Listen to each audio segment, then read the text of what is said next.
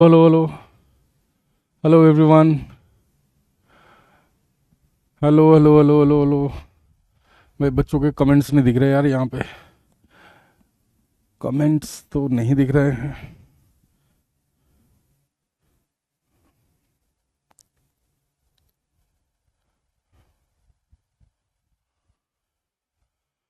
अच्छा आ गए, ठीक है भाई, दिखने लगे तुम्हारे कमेंट्स।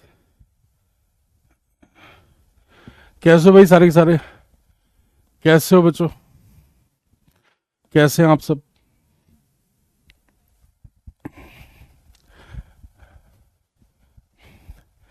देश का नामकरण हो रहा है तो उसके ऊपर लड़के भाई पूरी ग्रुप में कॉमेडी करने में लगे हुए थे।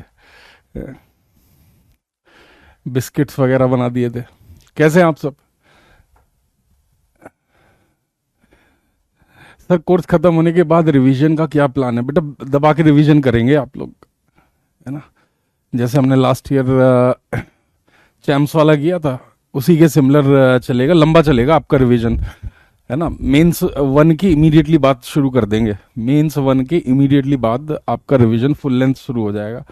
और अगर मेंस वन थोड़ा लेट होगा तो हम पहले ही शुरू कर लेंगे, ठीक है ना? चलिए, तो आज मैं थोड़ा सा सिलेबस आगे बढ़ा देता हूँ। कुछ होमवर्क वगैरह दिया था आपको, आई होप आपने कर रहे होंगे। उन सबको मैं डिस्कस करूंगा धीरे धीरे। आज थोड़ा सा सेल्फ इंडक्शन पे शुरू कर देते हैं। सेल्फ इंडक्शन और इंडक्टर्स को ले आते हैं पहले पिक्चर में, है ना? फिर इंडक्टर्स एंड रेल प्रॉब्लम्स और बाकी के भी कॉन्सेप्ट्स लिंक होके आपस में पूछे जा सकते हैं, म्यूचुअल इंडक्शन भी, ठीक है? तो आज सेल्फ एंड म्यूचुअल इंडक्शन, ये क्या बला है?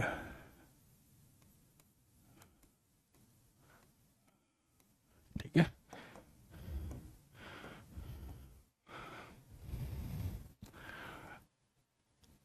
इसमें अभी बहुत प्रॉब्लम्स की प्रैक्टिस करनी है भाई, ठीक है ना?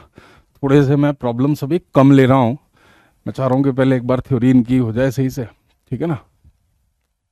हाँ, you can start Dipayman, you can start. चलिए जरा ध्यान देते हैं सेल्फ इंडक्शन होता क्या है। तो बच्चों, जैसे कि बहुत ध्यान से सुनना है इसको। कोई रिंग है, ठीक है ना? एक रिंग है, इसमें करंट ऑफ आई चल रहा है। अगर ये करंट ऑफ आई समय के साथ बदलने लगे, है ना, बेसिकली अगर इसमें एक एसी सोर्स है, समय के साथ बदलने वाला वोल्टेज सोर्स है, और इसका करंट किसी तरह से बदला जा रहा है। मान लो ये रिंग जो है अपना खुद का फील्ड कुछ इस तरीके से क्रिएट करती है, ठीक है ना? ये रिंग अपना खुद का फील्ड कुछ इस तरीके से क्रिएट करती है भाई।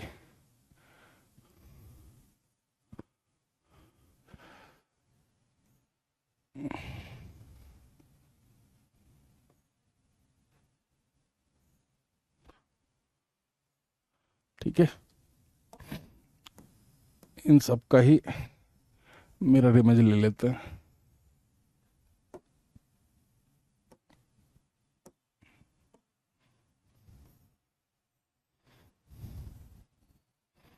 बात समझे क्या बच्चों? कि इसमें से खुद से निकलने वाला, खुद के करंट की वजह से निकलने वाला जो फ्लक्स है वो पिक्चर में आ जाएगा। सेल्फ इंडक्शन जैसे नाम से बता रहा है, अपने द्वारा खुद से निकला हुआ फ्लक्स भी। मान लो यहाँ कोई दूसरी चीज है ही नहीं, यहाँ पे मान लेते हैं कोई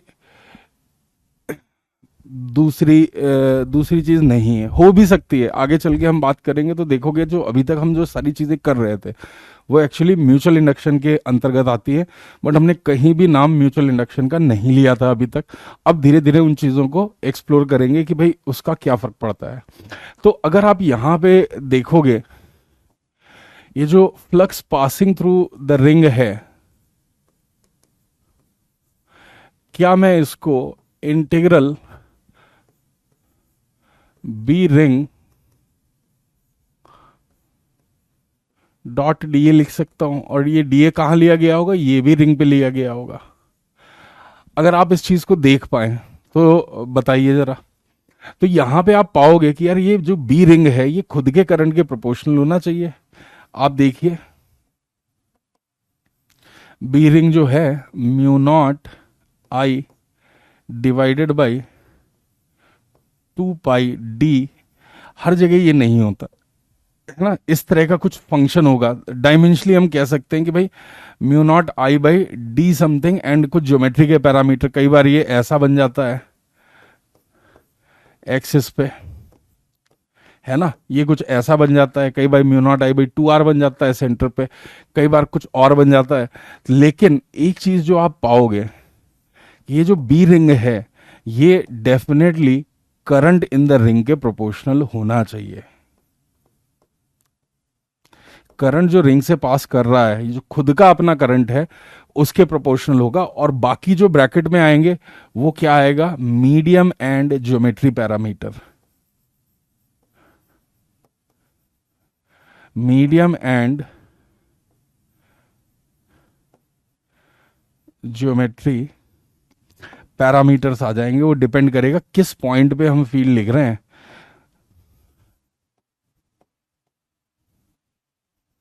क्या ये सारे बच्चों को क्लियर है कि भाई किसी भी जगह जब हम मैग्नेटिक फील्ड लिखते हैं तो एक म्यू नॉट का टर्म होता है, वो मीडियम से रिलेटेड है, एक आई का टर्म होता है वो करंट से रिलेटेड है, दूसरा एक डिस्टेंस का टर्म होता है वो ज्योमेट्री से रिलेटेड है। तो इस ब्रैकेट में वो मीडियम एंड ज्योमेट्री पैरामीटर्स आ जाएंगे, और यहां पे ये जो बी रिंग है वो केवल और केवल करंट के प्रोपोर्शनल हमको मिल जाएगा। जब ऐसा होता है तो आप देखिए डॉट प्रोडक्ट खुद भी एक ज्योमेट्री से रिलेटेड एक पैरामीटर होता है। डॉट प्रोडक्ट क्या है, ये बेसिकली ओरिएंटेशन से रिलेटेड एक चीज है। डॉट प्रोडक्ट ओरिएंटेशन से रिलेटेड एक चीज है कि भाई किस एंगल पे रखे गए हैं। इसी तरह से बच्चों यहाँ पे आपका एरिया जो है वो भी एक ज्योमेट्री पैरामीटर है। तो आप कह सकते हो, यहाँ पे आप कह सकते हो कि भाई ये जो है प्रोपोर्शनल टू आई रिंग आएगा, जो इसमें खुद का करंट चल रहा होगा और वो टाइम के साथ बदलता है, मतलब फ्लक्स भी समय के साथ बदल रहा होगा। और बाकी जो टर्म आएंगे यहाँ पे वो कौन से टर्म होंगे, वो टर्म भी मीडियम एंड ज्योमेट्री पैरामीटर्स ही मिलने वाले हैं हमको। डॉट प्रोडक्ट भी ओरिएंटेशन से रिलेटेड है, वापस से बता दे रहा हूं। एरिया जो है वो भी ज्योमेट्री का एक टर्म है। तो ये जो फ्लक्स है इन द एंड आप कह सकते हो कि ये जो फ्लक्स है रिंग से जो जा रहा है वो उसके खुद के करंट के प्रोपोर्शनल आ रहा है। तो यहां पे एक प्रोपोर्शनलिटी कांस्टेंट हम यूज कर लेंगे, L टाइम्स आई रिंग। ये L जो है इसको कहा जाता है कोफिशिएंट ऑफ सेल्फ इंडक्शन। ठीक है, इसका नाम है, जैसे रामू होता है, श्यामू होता है, उसी तरह से इसका नाम है coefficient of self induction.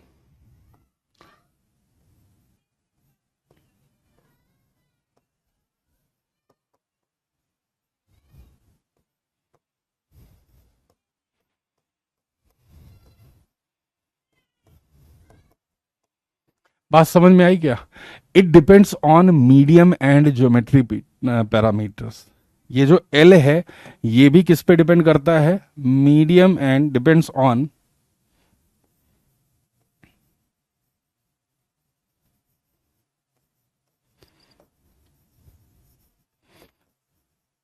Medium and geometry parameters.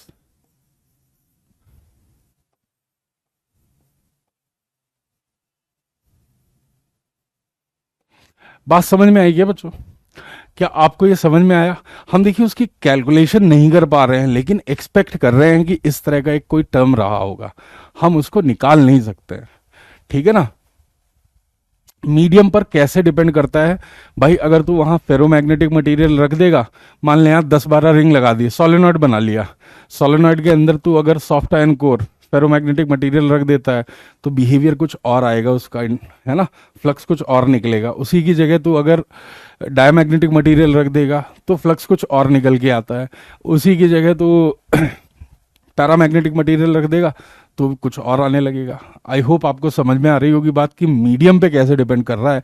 भाई जैसे डाइलेक्ट्रिक्स होते थे ना, यहाँ पे मैग्नेटिक डाइलेक्ट्रिक्स कह सकते हो इन मैग्नेटिक मटेरियल्स को, जस्ट एनालॉजी के लिए।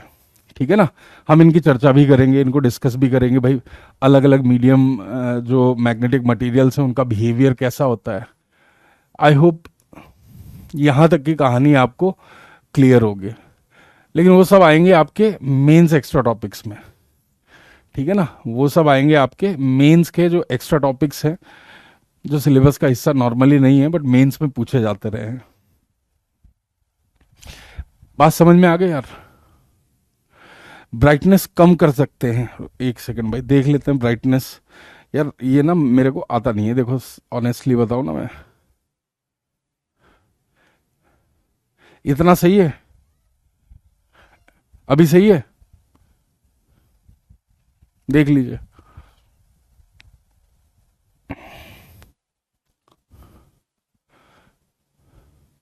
सुधांशु भाई पढ़ ले यार, मुझे कैसे पता होगा एज ए ड्रॉपर तूने सही किया या नहीं किया। देख अगर ड्रॉप ले लिया है तो पढ़ ले, है ना। नॉर्मली मैं तो ड्रॉप को बहुत अच्छा मानता नहीं हूँ, बहुत कम ड्रॉपर होते हैं जो मेहनत कर पाते हैं यार, है ना। कड़वा सत्य यही है। बाकी ठीक है, अब ले लिया है आपने तो मेहनत करिए, है ना। इतना मैं आपको सजेस्ट कर सकता हूँ। अब आप यहाँ पे देखिए यार, ये जो फाई रिंग है बच्चों, ये फाई रिंग है जो, ये भी फंक्शन जो है समय के साथ बदल रहा होगा। फाई रिंग भी फंक्शन ऑफ टाइम बन गया, क्यों? क्योंकि करंट इसमें फंक्शन ऑफ टाइम था, बाकी तो सब कांस्टेंट और ज्योमेट्री के टर्म थे, तो ये फंक्शन ऑफ टाइम बना। अब इससे खुद से अपने फ्लक्स पास हो रहा है, तो क्या आप कह सकते हो कि इस रिंग में भी एक ई इंड्यूस्ड आएगा, इस रिंग में भी एक ई इंड्यूस्ड आएगा, और वो इंड्यूस कितना होगा? Minus of d phi ring by D T.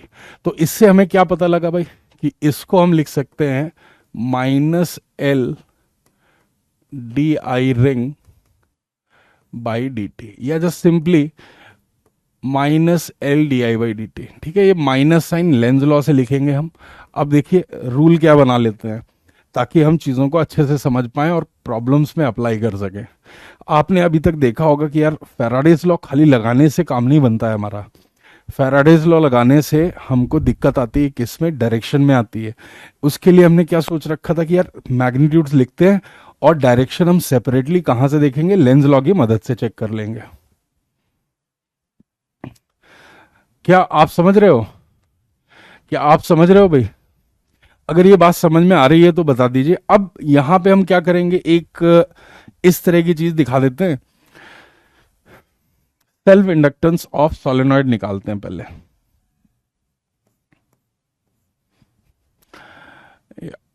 रुक जाओ, मान लो एक कॉइल है, एक कॉइल है और इसमें हम करंट इंक्रीजिंग और डिक्रीजिंग, बेसिकली यहां पे मैंने एक सिंगल रिंग ली है, ये कलेक्शन ऑफ रिंग है। कॉइल को क्या होता है? सोलेनॉइड बोलते हैं, है ना। इसका मान लेते हैं सेल्फ इंडक्टेंस कुछ है, और एक केस में करंट को बढ़ाते हैं और एक केस में करंट को हम घटाते हैं। भाई दोनों केस में करंट ऐसे ही चल रहा है। इस केस में करंट समय के साथ बढ़ रहा है और इस केस में समय के साथ करंट घट रहा है।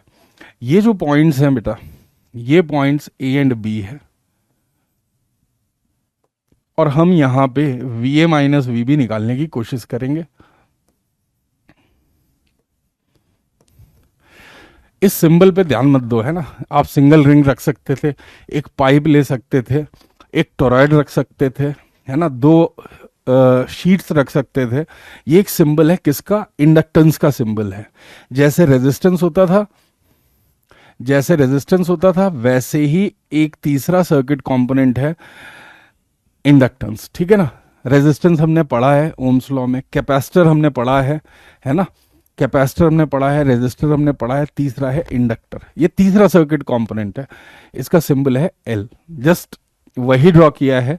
ये कुछ भी हो सकता है, ये set of two parallel plates हो सकता है, ये सेट ऑफ टू केबल्स हो सकता है, हॉलो सिलेंडर्स, ये एक सोलेनॉइड हो सकता है, ये एक टोरॉइड हो सकता है, या फिर ये कोई और ज्योमेट्रिकल फिगर हो सकती है। ठीक है ना। इसका जस्ट सिंबल है, जैसे हम रेजिस्टेंस को ड्रॉ करते हैं। अब यहां देखिए इसका बिहेवियर कैसा आता है। बिहेवियर कैसे आएगा भाई, करंट बढ़ेगा तो ये कहेगा देखिए मैं करंट को बढ़ने नहीं दूंगा, मैं इसको रोकने की कोशिश करूंगा। तो रोकने के लिए क्या करेगा, ये उस बढ़ते हुए करंट को रोकने के लिए अपना ईएमएफ जो है ऑपोजिट डायरेक्शन में लगाएगा। कहेगा कि देखो मैं तुम्हें बढ़ने नहीं दूंगा,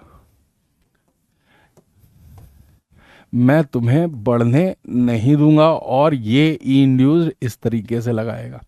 दूसरे केस में अगर ए से बी में करंट घट रहा है तो ये इंडक्टेंस कहेगा यार मैं तुम्हें घटने नहीं दूंगा, मैं तुम्हें बढ़ाऊंगा। तो बढ़ाने के लिए उसको सपोर्ट करने लगेगा। अलग ही बिहेवियर होता है।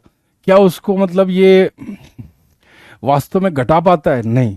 इसका काफी हद तक आप रियल लाइफ में एक एग्जांपल, अगर मैं व्यवहारिक जीवन का एक एग्जांपल दूं तो आप किसी मरियल से पतले दुबले बालक का एग्जाम्पल ले सकते हैं जिसकी लड़ाई किसी मोटे ताजे बंदे के साथ हो गई है जो बहुत बुली करता है लोगों को, ठीक है। और ये जो है ये एकदम सुक्कड़ सा लड़का है। जैसे आपने देखा होगा आजकल, पता नहीं मेरे फीड में बहुत सारा एक बहुत दुबला पतला सा लड़का है ना, और बहुत बहादुरी के वो मतलब वीडियोस बनाता है, तो कॉमेडी ज़्यादा लगता है। वो नाम भूल गया मैं उसका, हाँ सॉलिड बॉडी जिगर विद दम, ऐसा कुछ है उसका वीडियो, अगर आपने देखा है ना। बिल्कुल इंडक्टेंस का बिहेवियर वैसा ही है। ऐसा समझ लो कि वो बंदा और खली आमने सामने हो जाए, तो इसको खली से लड़ना है तो ये क्या करेगा, ये दूर से कहेगा खली तेरे को ये कर दूंगा, वो कर दूंगा, ऐसा कर दूंगा, वैसा कर दूंगा। सामने उससे 1 to 1 लड़ाई नहीं करेगा, दूर से बस गालियां देता रहेगा उसको, और जैसे जैसे खली उसके पास आएगा ये उससे दूर होता चला जाएगा। बात को समझ में आई कि ये कोशिश करेगा उसको घटाने की, घटा नहीं पाता है इन जनरल। ज्यादातर सर्किट्स में आप देखोगे ये कभी भी उस बढ़ते हुए करंट को या घटते हुए करंट को, है ना, मतलब चेंज नहीं कर पाएगा, उसको पूरी तरह से घटा नहीं पाएगा। बढ़ रहा है तो बढ़ता ही रहेगा, घट रहा है तो घटता ही रहेगा, बट ये अपनी तरफ से कोशिश करेगा। ठीक है ना, बात समझ में आई? तो जरा यहां ध्यान देते हैं, इधर ई इंड्यूस्ड ऐसे लगा और इधर ई इंड्यूस्ड ऐसे लगा। अब मैंने आपको एक चीज समझाई है, मैंने डायरेक्शन किससे देखी, लेंज लॉ से। यहां डायरेक्शन किससे देखी, लेंज लॉ से। हम इसको मैग्नीट्यूड वाइज जब लिख रहे हैं बच्चों, L D I by D T ही लिखने वाले हैं। आप इनिशियल सर्किट का बिहेवियर देख के आप इसको L D I by D T लिख लेना, और उसके बाद आप देखना कि भाई करंट बढ़ता हुआ मान रहे हो कि घटता हुआ मान रहे हो। उसके हिसाब से जब आप साइन के साथ रखोगे, अपने आप आपका आंसर मैच होके आएगा, आपको ज्यादा टेंशन लेने की जरूरत नहीं पड़ेगी। इसको इधर रख देते हैं, इसको इधर रख देते हैं। यहां आप चित्र में देख सकते हो कि यार VA is greater than VB, और इनके बीच का जो डिफरेंस है वो कितना आ रहा है, वो आ रहा है ई इंड्यूस्ड के बराबर, मतलब mod of L D I by D T के बराबर। एल तो हमेशा ही पॉजिटिव होना है, चूंकि आई बढ़ रहा है तो यहां क्या मैं ये कह सकता हूं कि भाई D I by D T को पॉजिटिव लेना है।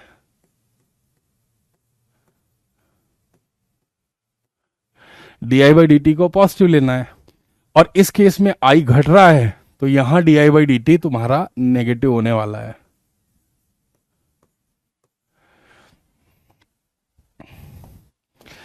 इस जगह VA का पोटेंशियल लेस देन VB है, और आप यहां पे अगर VA माइनस VB लिखने गए हैं तो आपको लिखना पड़ेगा minus E induced which is minus times L D I by D t. तो मैग्नीट्यूड वाइज तो इसको ऐसे ही लिखना है। अब जरा ध्यान दीजिएगा, यहां D I by D T positive है तो यार मॉड एक्स जब पॉजिटिव होता है तो उसको वैसे ही लिख दिया जाता है। VA माइनस VB यहां पे ओपन होके ऐसे ही बन जाने वाला है। नेगेटिव चीज के लिए मॉड एक्स माइनस एक्स रखा जाता है भाई, है ना। अब देख लो VA माइनस VB पॉजिटिव है, यहां पे जब हम करने जाएंगे तो ये VA माइनस VB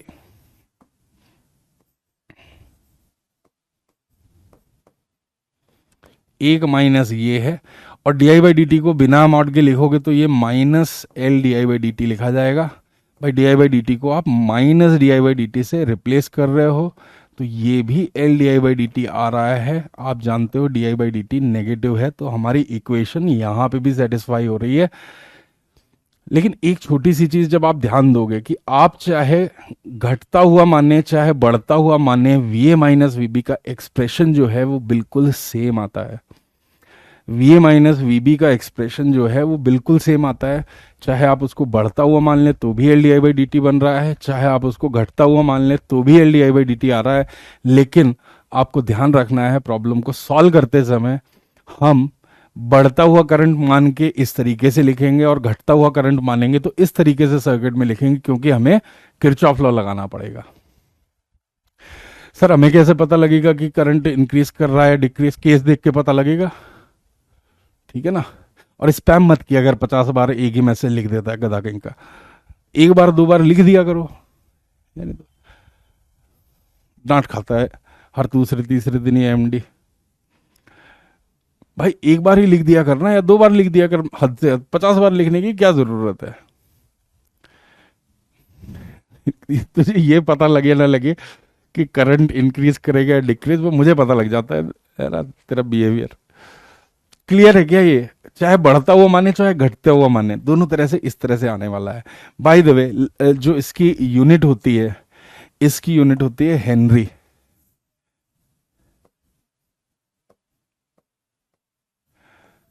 ये हेनरी है इसकी यूनिट, ठीक है।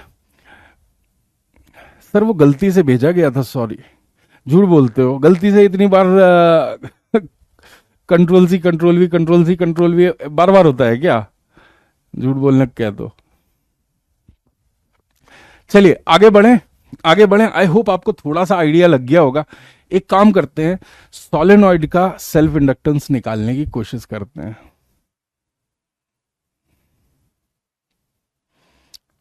ठीक है ना। एक कह रहा सर समझ में नहीं है बेटे, एक तो सुनता ही नहीं है मास्टर की, एक मेरे जैसा समझाने वाला पढ़ाने वाला, एक तुम्हारे जैसा पढ़ने वाला। जो मैं बोलता हूं उसको सुनते हो कि नहीं, और उसको याद रखा करो कि भाई मास्टर जो कह रहा है उसी को फॉलो कर लिया। Self induction of solenoid. तो यार आप ध्यान रखिए, जब भी हम सेल्फ इंडक्शन किसी चीज का निकालेंगे तो हमें दो चीजों का खास ध्यान रखना है कि एक क्लोज्ड लूप मिलनी चाहिए, ठीक है ना। यहां पे जैसे हमने क्लोज लूप ले ली थी, तो आपको थोड़ा सा यहीं कहीं लिख देता हूं यार। आप जो भी सेल्फ इंडक्शन के क्वेश्चन कहीं भी देखेंगे, आप एक चीज नोटिस करेंगे, ये फॉर क्लोज सर्किट्स ही होता है। वो जो करंट है वो वापस उसी पॉइंट पे लौट के आना चाहिए, या इसको किसी तरह से क्लोज लूप बनाना चाहिए। मेथड क्या होगा निकालने का कि भाई उससे खुद की वजह से फ्लक्स निकाल लेंगे, ठीक है ना। उससे खुद की वजह से फ्लक्स निकाल लेंगे, और फ्लक्स हमेशा कुछ ज्योमेट्री के टर्म्स आएंगे और कुछ करंट का टर्म आएगा, प्रोपोर्शनल टू करंट आना चाहिए। और आ गया तो वो भी जो भी चीज आएगी अपनी करंट के साथ वही सेल्फ इंडक्टेंस होने वाली है।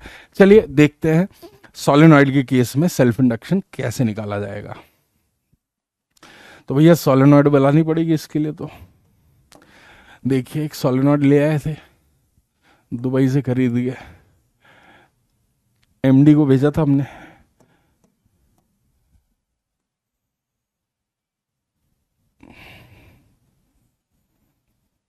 ठीक है, ऐसा कुछ है बच्चों। और इसमें मान लेते हैं कि इस तरीके का करंट चल रहा होगा। इसको देख के ना मुझे वो याद आ गया, वो तुम्हारा अभी टेप वाला सोलेनॉइड का क्वेश्चन बचा हुआ है, करेंगे उसको।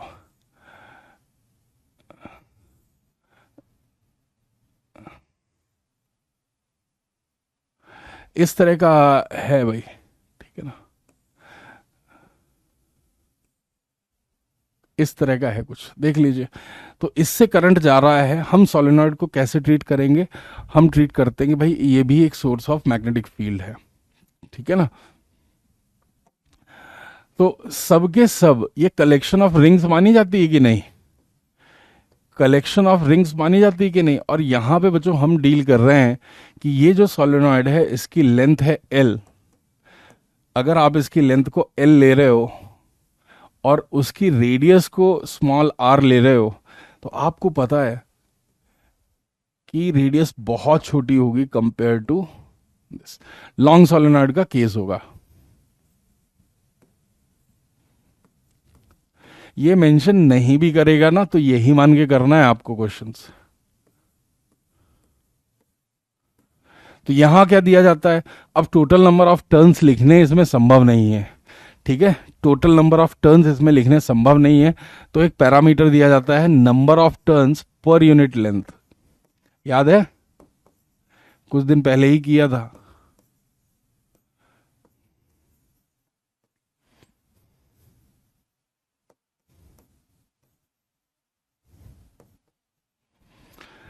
बीस तारीख के आसपास या 20 से 25 के बीच में आपका ऑप्टिक्स शुरू करने का मन है यार मेरा। तो तब तक अपन को ये सारी चीज़ें निपटा लेनी है। अगर मुझे किसी दिन एक्स्ट्रा बुलाना पड़ा आपको, हालांकि ज़रूरत नहीं पड़ेगी, बट इन केस बुलाना पड़ा तो आ जाना भैया।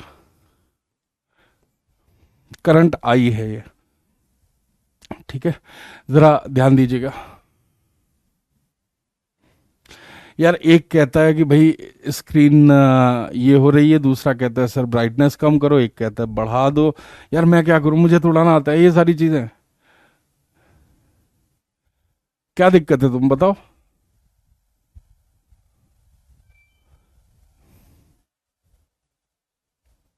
एक कह रहा है फील्ड इज एनआईए, ऐसी तैसी कर दी पूरे पढ़ाने की तूने।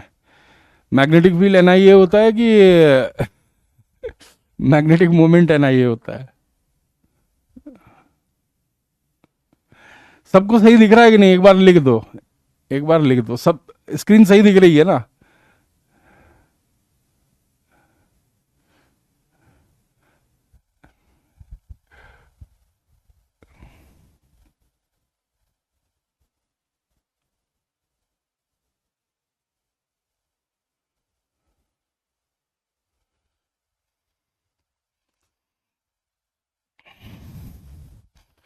भाई नए डिवाइसेस खरीद लो अगर संभव है तो, है ना। नया मोबाइल लो, लोगे सस्ते ही आते हैं आजकल मोबाइल, कितने सस्ते हैं। उसको आदत पड़ गई थी दीवार सामने सफेद दिखती हो, है ना। उसको आदत पड़ गई है मेरे भैया की दीवार सामने वाली सफेद दिखे। अब क्या है, केवल मेरी कंप्यूटर की स्क्रीन दिख रही है और सामने उस मॉनिटर की स्क्रीन दिख रही है।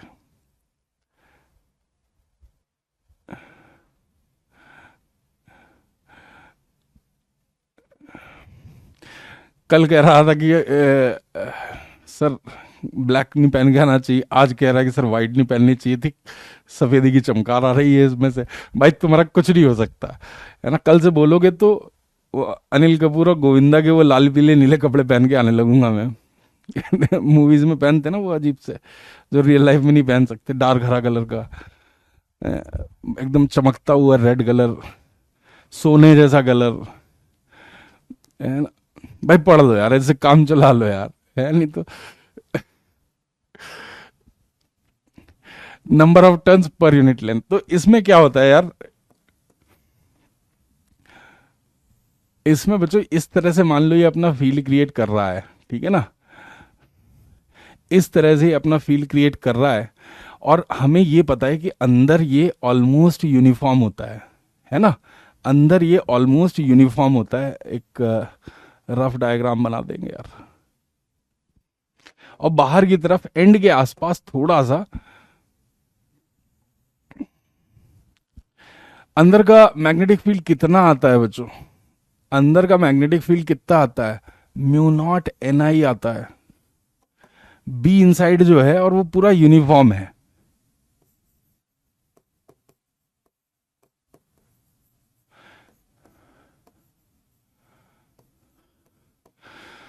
म्यू नॉट एन आई आया, ठीक है।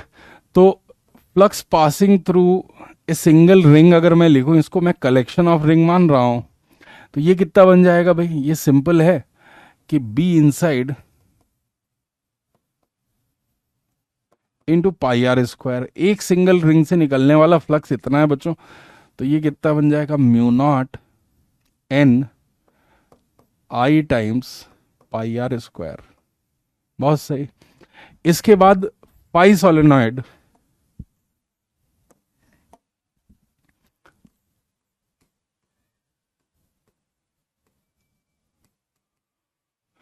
पाई सोलेनॉइड क्या बनेगा बच्चों? Total number of turns times flux passing through one single ring. यही तो करते हैं। और ये कितना बन रहा है भाई? N into L. सी, अगर number of turns per unit length दे दिया है तो टोटल नंबर ऑफ टर्न्स हम लिख सकते हैं small n into capital n. ठीक है, चलिए। तो ये कितना आ रहा है? Mu naught n i times pi small r square, ये बन रहा है। अब जरा इसको सिंप्लीफाई करते हैं। पाई सोलेनॉइड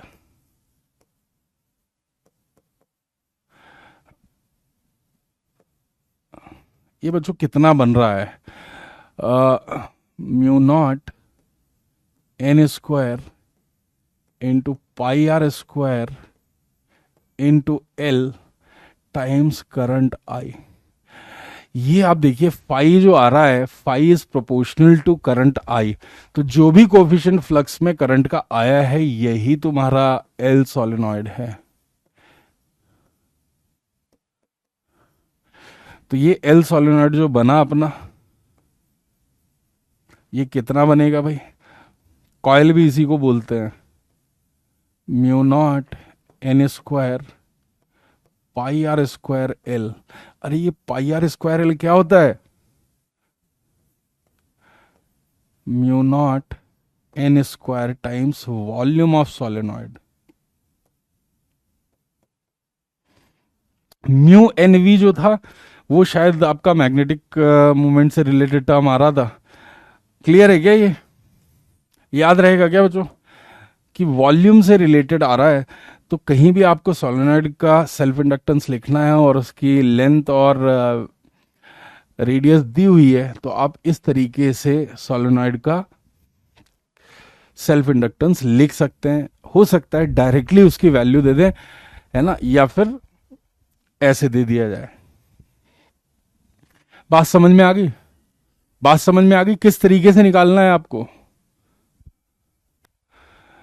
सर ड्रॉपर के केवल optics modern and mains extra topics वो साथ में करा देंगे यार। मेंस एक्स्ट्रा टॉपिक्स अलग से पढ़ाने में कितना पेन है यार, है ना। मैं चाह रहा हूं कि सबका बहुत डेप्थ में हो चीजें, बेटर है। पढ़ना तो सबको सेम चीज है। बात समझे आप?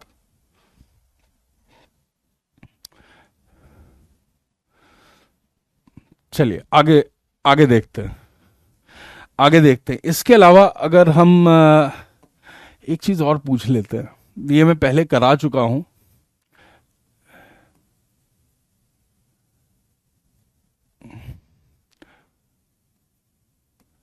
Energy stored in the inductor. भाई ये इंडक्टर के अंदर मैग्नेटिक फील्ड होता है, और किसी के अंदर अगर मैग्नेटिक फील्ड है तो वहां मैग्नेटिक पोटेंशियल एनर्जी ऑफ कितनी स्टोर होती है? B square by 2 mu naught per unit volume. इसके बाद एसी होगा, तो 20 से 25 के बीच तक एसी खत्म हो जाएगा। रफली एसी में 8 से 10 लेक्चर्स लगते हैं। ठीक है ना। नॉर्मल जगह 3 या 4 क्लास में करा देते हैं, हम उसको 10 में मान के चलते हैं सब। ठीक है ना भाई। B square by 2 mu naught magnetic pressure के टाइम पे किए थे हम लोग। मैग्नेटिक प्रेशर के टाइम पे बच्चों उसको किए हम लोग। बस वहीं से इसको रिलेट करना है। देखिए, हमें सोलेनॉइड का इंडक्टेंस पता लग गया, हमें सोलेनॉइड के अंदर की एनर्जी पता है ऑलरेडी, क्योंकि उसका वॉल्यूम पता है, फील्ड पता है, एंड एनर्जी डेंसिटी का फॉर्मूला पता है। ठीक है, ये कब खत्म होगा? देखो, सेल्फ इंडक्टेंस, म्यूचुअल इंडक्टेंस, और इसके बाद एलसी सर्किट, एलसीआर सर्किट रहेगा, वो सब एलसी ऑसिलेशंस बेसिकली, एलआर। तो ज़्यादा टाइम नहीं लगेगा यार। हम सेल्फ एंड म्यूचुअल के साथ ऑलमोस्ट एंडिंग की तरफ आने लगते हैं, लेकिन हम प्रैक्टिस करके जाएंगे अच्छे खासे। इरडूफ के सारे क्वेश्चन मोस्ट लाइकली मैं आपको करवा दूंगा, है ना। इसमें ये बड़ी इंपॉर्टेंट यूनिट है ईएमआई एंड एसी, इससे क्वेश्चंस आते रहे हैं और बहुत सारे आते हैं और अच्छे क्वेश्चन आते रहे हैं, अच्छे लेवल के। तो और वैसे भी जब तक नहीं कंप्लीट होगा तब तक नहीं छोड़ेंगे, उसके बाद ही ऑप्टिक्स और वो सब स्टार्ट करेंगे, ठीक है ना। चलिए,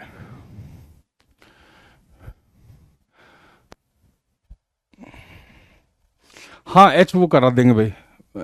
फ्लूइड वाले ना उसमें इलेक्ट्रिक प्रेशर से तुमको बताने थे तरीके, वो रह गया है, वो करा देंगे भाई। देखो छोड़ेंगे कुछ नहीं यार, एक चीज आप समझ जाइए, हम लोग छोड़ते कुछ नहीं है।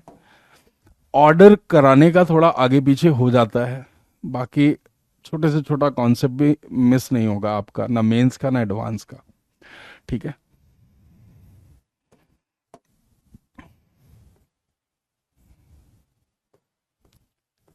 करंट आई एंड ये एक इंडक्टेंस है, ठीक है।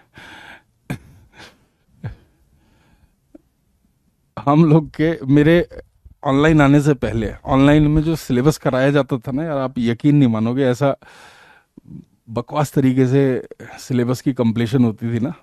जो पुराने बच्चे होंगे उनसे पूछना, या जो अभी भी बच्चे होंगे,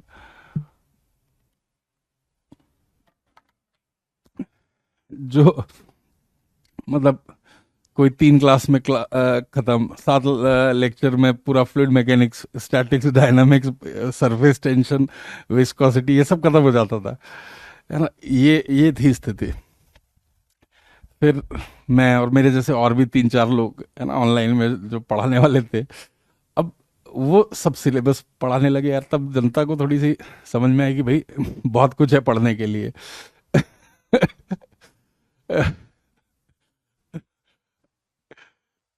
है ना। तो फिर पहले ये चलाया गया कि इसको आउट ऑफ सिलेबस बोल देते हैं तो काम अच्छा चल जाएगा। तो जनता कहने लगी ये इररिलेवेंट है, ये आउट ऑफ सिलेबस। फिर जेई वाले भी बदमाश है यार, जेई वाले दे दनादन क्वेश्चन, तो ऐसे पेपर ऐसे बनाए उन्होंने कि बिल्कुल ही जान निकाल ली बच्चों की। कभी कौन दे देते थे, कभी चिमनी दे देते थे बच्चों के अंदर। तो मास्टर भी उसको अब फिर डिफेंड नहीं कर सकता है ना। आप एक बार 2 बार मना करोगे, बच्चा मान लेगा आपका। अब हर साल ही पेपर वैसा आना है ना। हर साल ही पेपर वैसा आना है, तो कब तक मना करोगे कि ये सिलेबस में नहीं है और ये सिलेबस में है, जो मैं पढ़ाऊंगा वही सिलेबस में। ज़्यादा दिन का काम नहीं, चलता नहीं है ये सब चीज़ें। खैर वापस आते हैं अपने डिस्कशन पे। ये करंट है, करंट बढ़ रहा है, ठीक है ना। करंट बच्चों यहाँ पे बढ़ रहा है। अगर करंट बढ़ता है तो मैं di/dt पॉजिटिव लेने वाला हूं यार, ठीक है ना।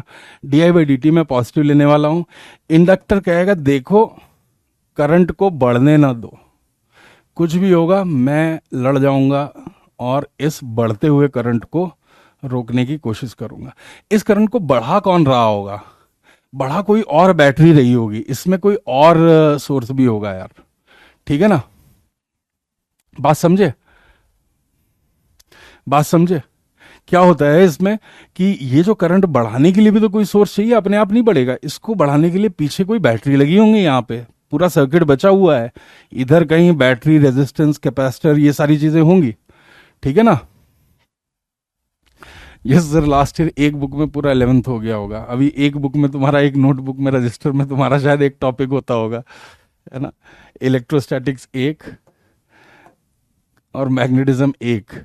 चलिए यहां आ जाते हैं। ये इंड्यूस कितना है?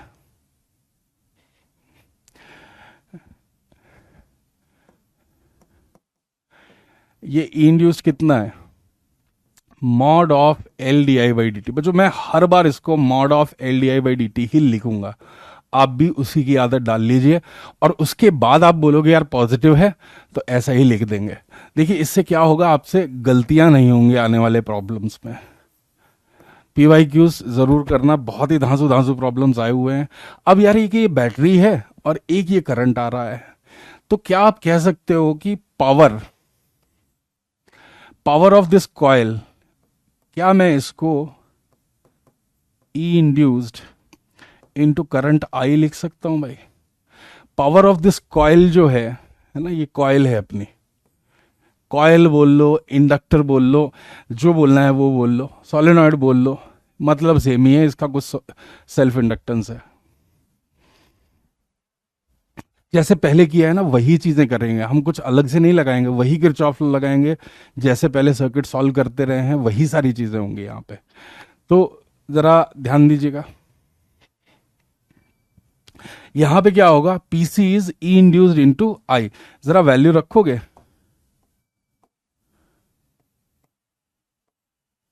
L into D I by D T into I, ये आ गया। तो अगर मैं यहां पे बच्चों लिखने जा रहा हूं energy stored in the inductor D you, तो क्या मुझे इसमें PC D T, power into D T लिखना पड़ेगा? ये पावर है, वी आई, आप देखिए वोल्टेज इंटू करंट किया है तो ये पावर है। ये क्या बताती है? Energy stored per unit time. ये जो है ये क्या बताता है आपको? ये तो ईएमएफ बता रहा है। ये जो टर्म है ये क्या है? ये पावर बता रहा है आपको।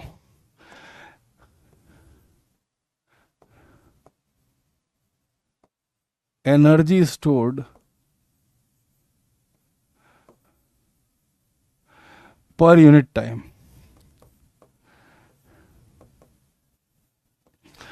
तो यहां से हम कह सकते कि भाई टाइम से इसको मल्टीप्लाई कर दो तो ये आ जाएगा। तो यहां जरा वैल्यू रखो, L into I into D I by D T into D T. ये देख लीजिए, ये जो डी यू आने वाला है बच्चों, ये डी यू कितना आ रहा है? एल इंटू आई लिया है, इसको इंटीग्रेट कर दीजिए। तो ये जो u की वैल्यू है, करंट लेस से 0 से आई नॉट तक बढ़ा था, तो इसमें कितनी एनर्जी स्टोर्ड हुई 0 से u तक? Half L I not square.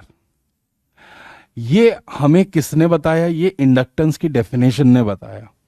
ये हमको कौन बता रहा है कि इतनी एनर्जी स्टोर्ड होनी चाहिए इंडक्टर के अंदर? ये बता रहा है हमको इंडक्टर की डेफिनेशन, ठीक है ना। अब हम एनर्जी डेंसिटी का भी प्रयोग करेंगे और वेरीफाई करेंगे कि ये रिजल्ट सही है कि नहीं है। ये रिजल्ट सही है कि नहीं है निकालते हैं यार, जरा ध्यान दीजिएगा। एनर्जी स्टोर्ड इन सोलेनॉइड,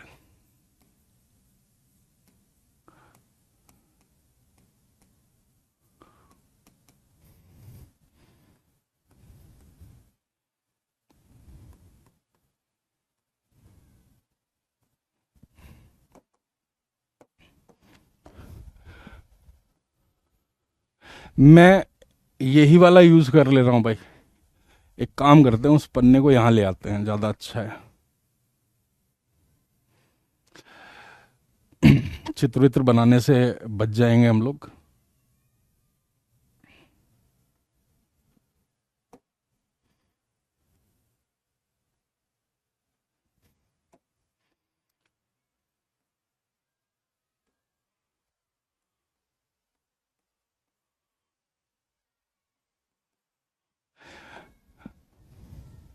देखिए कैसे करना है, वही सोलेनॉइड, हर तरह से वही चीज ले ली हमने। अब ये सब जरूरत नहीं है, हमने पहले लिख लिया है, इसको तो उड़ा देते हैं। हम इसमें एनर्जी डेंसिटी का प्रयोग करके निकालेंगे और कंपेयर करेंगे, दोनों रिजल्ट सेम आते हैं।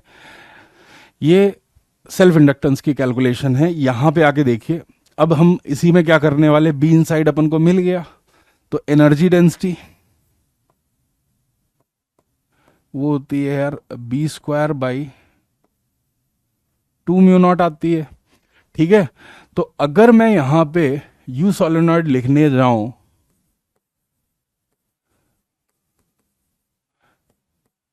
तो क्या लिखना पड़ेगा मुझे? Energy density into volume. Volume हमको आता है, ये कितना बना? B square by 2 mu naught into pi small r square l. थोड़ा सा b की वैल्यू रख दो, ये बन जाएगा mu naught square n square I square by 2 mu naught into pi r square l. ज़रा ध्यान दीजिएगा इस पे बच्चों, एक म्यू नॉट से ये वाला स्क्वायर कैंसिल हो गया, मैं जरा इसको एडजस्ट कर लेता हूँ, हाफ मैंने अलग कर लिया, अंदर के सारे term mu naught n square pi r square l ये एक साथ रख लिया इनटू आई स्क्वायर। अरे यही तो एल सोलेनॉइड है।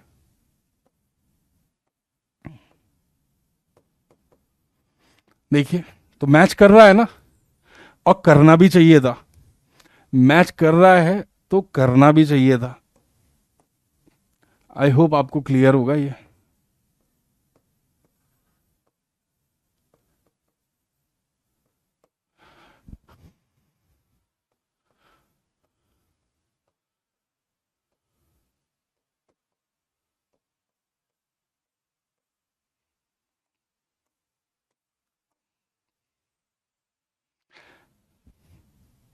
क्लियर है। आगे से अब हम किसी भी केस में इसको डायरेक्टली यूज कर लिया करेंगे हाफ एल आई स्क्वायर से, ठीक है ना। सर टेस्ट में 54 रैंक आई है, इज इट गुड? यार देखो, अगर तुम्हारे मार्क्स 50% के ऊपर चल रहे हैं तो ये बहुत अच्छा है। जो टेस्ट चल रहे हैं आपके, अगर उसमें आप रेगुलरली 50% के ऊपर मार्क्स लाते हो तो बहुत ही शानदार चल रहा है। मैं आपको बता रहा हूँ, ये जे एडवांस एक्चुअल एडवांस पेपर में डेफिनेटली 60 से 65% मिनिमम बन जाएंगे आपके, अगर इन टेस्ट में अभी से आप 50% प्लस बना के चल रहे हो तो। रैंक के हिसाब से मुझे नहीं पता, क्योंकि it depends on lot of factors. कई बार कुछ अच्छे बच्चे लिखते हैं, कई बार वो नहीं लिखते हैं, ठीक है ना। तो अगर सारे अच्छे बच्चे लिख रहे हैं तब तुम्हारी 54 रैंक है तो इट्स वेरी गुड, है ना। मान लो आपने जो टेस्ट लिखा उसमें 54 रैंक तो आई, लेकिन उसमें वो काम के बच्चे नहीं लिखे थे वो टेस्ट जो मैटर करते हैं, तो फिर उतना अच्छा नहीं मानूंगा मैं उसको, ठीक है। एक पूछ रहा है, दीदी पूछ रही है, what is L solenoid? Self inductance of solenoid. 61% आए हैं सर मैथ्स और फिजिक्स मिला के। भाई केमिस्ट्री का भी तो लिखना है ना, पीसीएम का बताया करो। दो सब्जेक्ट में देखिए, दो सब्जेक्ट अच्छे होने से ना बढ़िया रैंक नहीं आती, कि एवरेज रैंक आ जाएगी 1500, 2000, 3000, 4000, इस तरह की रैंक बनती है जब दो सब्जेक्ट अच्छे हों और एक सब्जेक्ट थोड़ा सा गड़बड़ हो, ठीक है ना। तो कोशिश करिए कि तीनों मतलब दो अच्छे हो जाएं और एक अबव एवरेज हो जाए तो बढ़िया, फिर अच्छी रैंक बन जाती है, 1000 के अंदर बनती है फिर।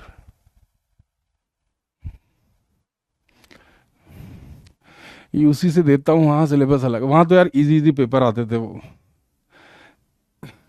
इजी पेपर का 60% वैलिड नहीं है ना। फिर जी एटीएस अगर लिख रहा है तो उसकी वैल्यू है। फिर जी एटीएस में कोई बच्चा 60% मार रहा है, मतलब बहुत तगड़ा है उसका सब्जेक्ट फिर, है ना। ना रहना जीटीज में अगर तुम 45-50% स्कोर कर लेते हो, that is very very good.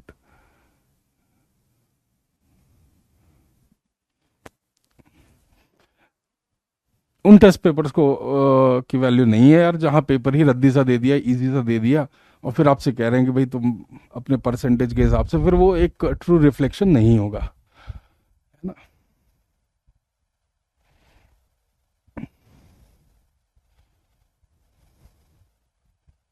चलिए ठीक है ना, आ जाओ, वापस आ जाते हैं इस पे, और एक दो बॉडीज का सेल्फ इंडक्टेंस निकालने की कोशिश करते हैं। अब अपने पास बच्चों दो मेथड हो गए।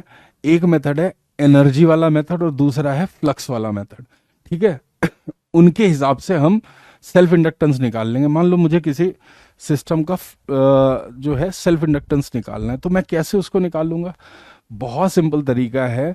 मैं उसमें क्या करने वाला हूं, उसके खुद के करंट की वजह से जो उससे फ्लक्स पास हो रहा होगा उसको निकालूंगा। फिर मुझे उस फ्लक्स की एक्सप्रेशन में समथिंग टाइम्स आई मिलेगा, तो उस आई को मैं अलग कर लूंगा और जो बाकी बचा हुआ रहेगा वही सेल्फ इंडक्टेंस है। एनर्जी मेथड में मैं क्या करूंगा, मैं एनर्जी स्टोर निकालूंगा उसके अंदर की, उसके बाद उसको मैं कंपेयर करूंगा हाफ एल आई स्क्वायर से। तो उस जो एनर्जी निकली मेरी उसमें से हाफ अलग कर दूंगा, आई स्क्वायर अलग कर दूंगा, और जो बाकी बचा हुआ रह जाएगा वो मेरे पास जो आएगा वो सेल्फ इंडक्टेंस निकल के आएगा। तो चलिए कुछ केसेस में इसको लगा के देखते हैं और वेरीफाई करते हैं कि हमारा आंसर हम सेल्फ इंडक्टेंस सिस्टम्स के निकाल पाते हैं कि नहीं निकाल पाते हैं। बट एक चीज आपको सबको ध्यान रखना है, सेल्फ इंडक्टेंस जब भी निकालेंगे आप एक क्लोज लूप के बारे में सोचिएगा। आप जो एक क्लोज्ड लूप के बारे में सोचेंगे उस केस में, ठीक है? बात समझ में आई? तो मैं पहले एक ऐसा क्वेश्चन लेता हूं, ठीक है ना? हॉलो सिलेंडर्स,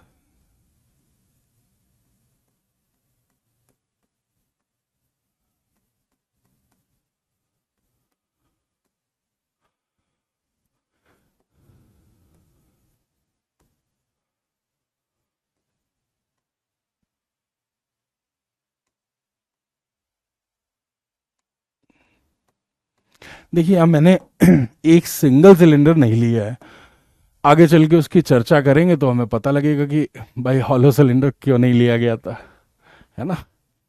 एक सिंगल क्यों नहीं लिया और दो हम क्यों ले रहे हैं। आपने देखा होगा कुछ समय पहले केबल्स के बारे में अपन ने बात की थी और उनकी वजह से हमने फील्ड वगैरह निकालना सीखा था। तो वैसा ही एक अरेंजमेंट जो मैं यहाँ ले रहा हूँ, वैसा ही एक अरेंजमेंट मैं यहाँ ले रहा हूँ और ये 3D डायग्राम है भाई।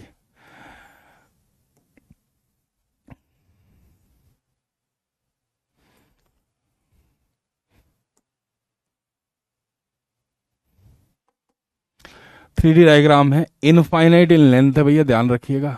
इनफाइनाइट इन लेंथ है, इनफाइनाइट है। अब इनफाइनाइट तो हम बना नहीं सकते, तो जितना बन रहा है उतने से ही काम चलाएंगे, ठीक है ना?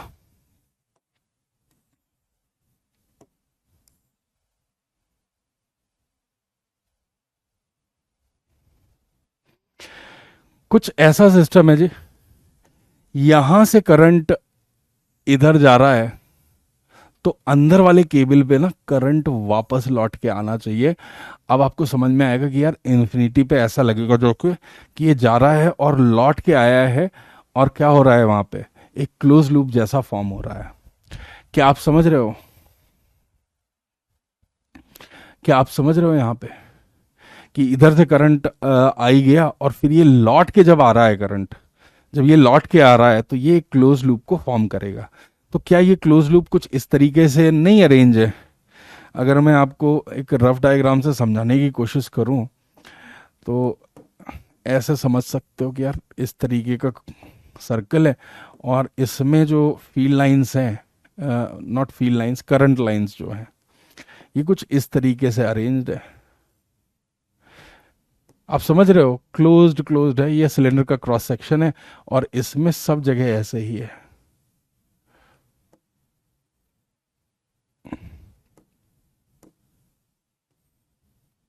आई होप एक रफ डायग्राम ऐसा ही बना सकता हूं यार मैं। समझ पा रहे हो क्या? समझ पा रहे हो क्या? सिलेंडर में ऐसे ऐसे क्लोज लूप बने हुए हैं। तो मैं इसको दो मेथड से कराऊंगा, एक एनर्जी मेथड से कराऊंगा और दूसरा फ्लक्स मेथड से कराऊंगा, और दोनों से हमारे आंसर जो हैं वो सेम आने चाहिए। दोनों से बच्चों हमारे जो आंसर हैं वो सेम आने चाहिए। मान लेते हैं इसमें जो करंट है ये आई का है और यहाँ पे जो करंट लौट के आ रहा है वो भी आई का है। इस सिलेंडर की इनर रेडियस जो है वो R1 है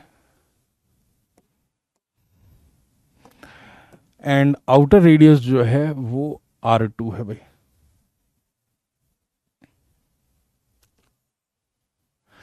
आई होप क्लियर होंगी ये सब बातें आपको। मेथड 1 मैं यूज कर रहा हूं energy method.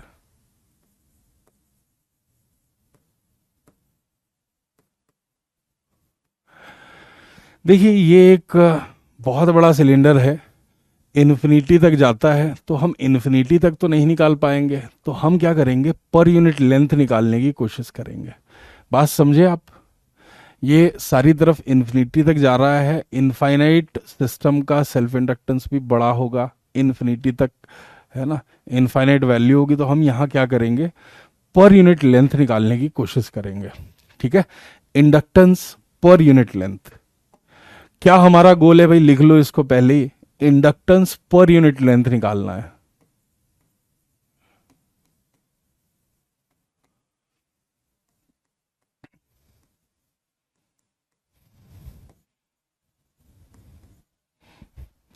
Inductance per unit length निकालना है। तो आप यहां पे अगर ध्यान देंगे तो एक सिलेंडर से करंट अंदर जा रहा है और दूसरे से बाहर आ रहा है। ये वाला अपन मान लेते हैं कि भैया बाहर आ रहा है और इस वाले में अंदर जा रहा है। ठीक है, एम्पियर्स लॉ के हिसाब से अगर आप लिखने जाओगे, अगर एम्पियर्स लॉ के हिसाब से आप लिखने जाओगे इसका बी, तो value of magnetic field directly लिख दूं, अंदर जीरो होगा, r less than r one zero होने वाला है। एंड बाहर भी एम्पियर्स लॉ की मदद से आप लिख सकते हो यहां पे भी जीरो होने वाला है। और या फिर आप शेल थ्योरम ऑफ सिलेंडर लगा सकते हो, शेल थ्योरम ऑफ सिलेंडर आप लगा सकते हो बच्चों। शेल थ्योरम ऑफ सिलेंडर क्या कहती थी भाई, सिंपल सी चीज थी। शेल थ्योरम ऑफ सिलेंडर कहती थी भाई कि for a hollow cylinder magnetic field inside is zero, and for outside part it behaves like a wire, it behaves like a wire present on the axis। Shell theorem याद होगी यार, electro में भी पढ़ी थी, यहां भी पढ़ी है हमने। आई होप ये क्लियर होंगी चीजें, आई होप ये सारे बच्चों को क्लियर होंगी। तो यहां पे हम क्या करेंगे भाई, इस जगह तो मैं सीधे सीधे mu naught I by 2 pi r लिख दूंगा। ये आर किस जगह से किस जगह तक है, R1 से R2 वाला। इनइक्वालिटी वगैरह हमको यार यहां देखने की जरूरत है नहीं, पहले हम कर चुके हैं, तो उसके अकॉर्डिंग ही हम फॉलो करेंगे। आपसे पूछ सकता है इस सिस्टम का बी वर्सेस आर ग्राफ, तो बी वर्सेस आर ग्राफ देख सकते हो आप। ये सारी चीजें हम पहले देख चुके हैं, रिवीजन जैसा हो रहा है, आनी चाहिए यार, आपसे आनी चाहिए भैया ये सारी चीजें। ये R1 है, ये R2 है, एंड यहां से यहां तक 1/r वाला ग्राफ है, ये R है, and this is magnetic field. कुछ इस तरह का बच्चों आपको ग्राफ मिल रहा है, यहां पे कुछ इस तरह का ग्राफ मिल रहा है। तो अगर मैं इस सिलेंडर की L लेंथ ले लूं, अगर बच्चों मैं इस सिलेंडर की L लेंथ ले लेता हूं, स्मॉल L लेंथ है ना, L इक्वल टू 1 डाल देंगे। यूनिट लेंथ के लिए हम क्या करेंगे, L इक्वल टू 1 लिख देंगे यार, L इक्वल टू 1 लिख देंगे, राइट। तो अब मुझे अगर इसमें से एनर्जी निकालनी है तो कैसे निकालेंगे, मैं एक काम करता हूं, इसको ले चलता हूं अगले पेज पे टेक्नोलॉजी की मदद से, और बाकी इन सब चीजों को मिटा देते हैं, अब इसकी जरूरत है नहीं हमको।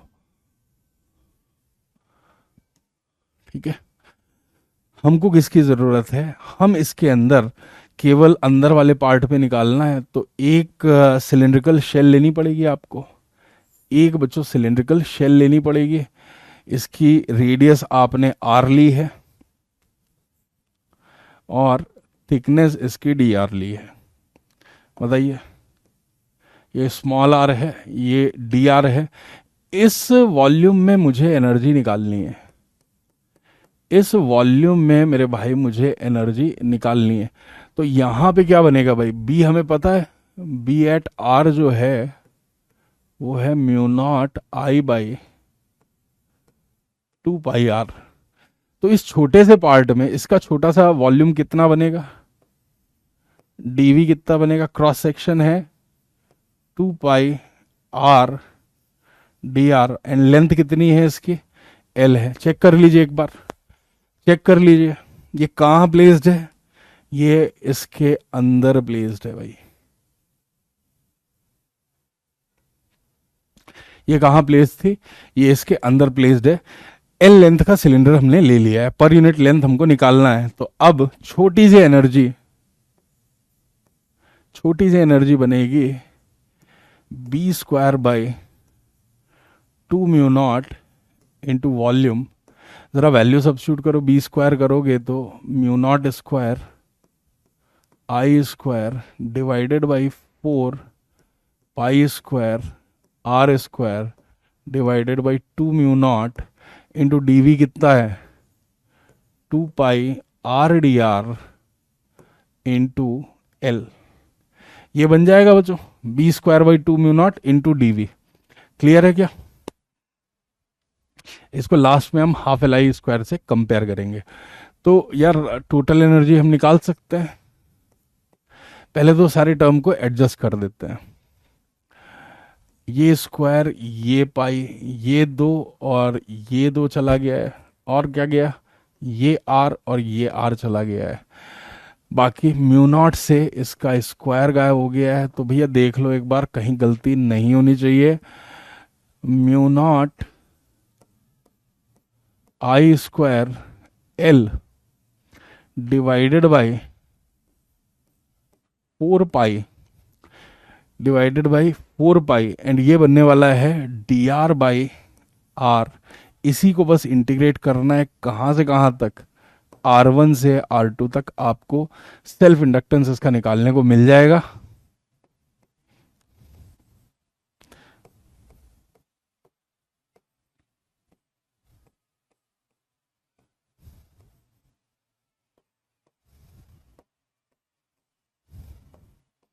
मैं इसको थोड़ा सा अरेंज कर दे रहा हूं। कैसे अरेंज कर रहा हूं? मैं इसको अरेंज कर रहा हूं, पहले हाफ को अलग कर लिया, जो ब्रैकेट में बचा उसको साथ रख लिया, μ0 L by 2 pi L N of R2 by R1। बच्चों ये आ रहा है, आई होप ये क्लियर होगा सबको। टाइम्स आई स्क्वायर कर दिया। अब अगर इसको आप कंपेयर कर रहे हो हाफ एल आई स्क्वायर से, आपको तुरंत के तुरंत पता लग जाएगा हाफ एल सेल्फ इंटू आई स्क्वायर से अगर आप कंपेयर कर रहे हो इस चीज को, तो सेल्फ इंडक्टेंस आपको इस सिस्टम का मिल जाने वाला है।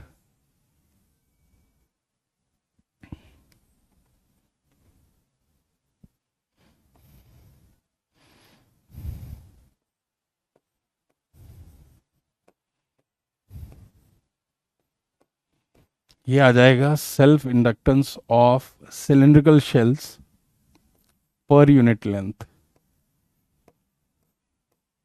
ये कौन सा मेथड था? ये मेरे भैया आपका एनर्जी मेथड था। Self inductance per unit length आपको मिल गया इस तरीके का सिस्टम का, जहां पे क्लोज लूप फॉर्म हो रही थी, आपने इसको निकाल लिया। क्या ये सब बच्चों को क्लियर है?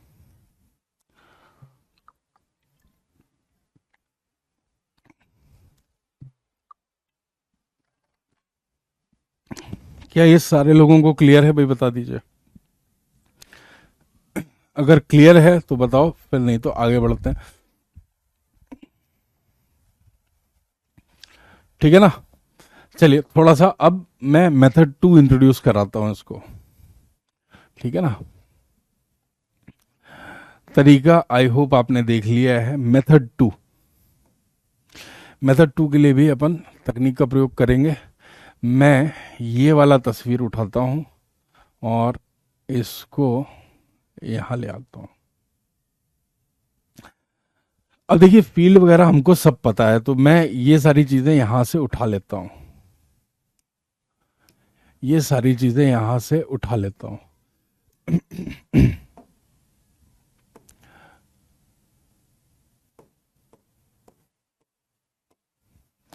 ये क्या है? मेथड 2। और मेथड 2 क्या है? Flux method. हम फ्लक्स ही प्रेफर करेंगे, लेकिन फ्लक्स के लिए क्या होता है, आपको पहले किया हुआ होना चाहिए यार। अगर पहले नहीं किया है तो थोड़ा सा लूप वगैरह लेने में दिक्कत होगी। ये आसान होता है जबकि, ठीक है ना, ये आसान होता है। Flux method is much easier. Reason क्या है? आप अगर फील्ड लाइंस को ध्यान से देखेंगे आप अगर इन फील्ड लाइंस को ध्यान से देखेंगे तो उससे आपको एक आइडिया मिलेगा कि भाई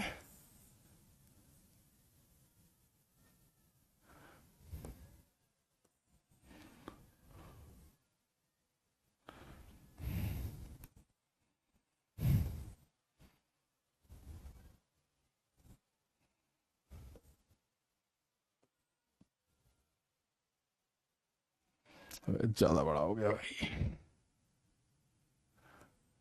आई थिंक इससे काम चल जाएगा अपना, बस परफेक्ट है। आप इन फील लाइंस को देखिए कैसे आ रही हैं ये फील लाइन। क्या अंदर वाले पाइप की वजह से है इस तरीके की फील लाइंस बन रही हैं सब जगह? क्या आप देख पा रहे हो इस तरीके की फील लाइंस बन रही हैं यहां पे? इस डायग्राम में जब आप देखोगे आपको तुरंत क्लियर होगा कि जब आपको फ्लक्स निकालना है तो आपको बेसिकली इस स्ट्रिप से फ्लक्स निकालना है। आपको बेसिकली इस स्ट्रिप से फ्लक्स निकालना है। आई थिंक ये बाहर आएगा।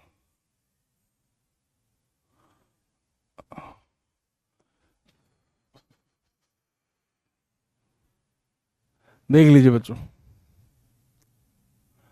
आपको ये एक रेक्टेंगुलर स्ट्रिप मिल रही होगी, हमको केवल और केवल इसी से फ्लक्स निकाल लेना है। आई थिंक इसको कहीं और जाना पड़ेगा।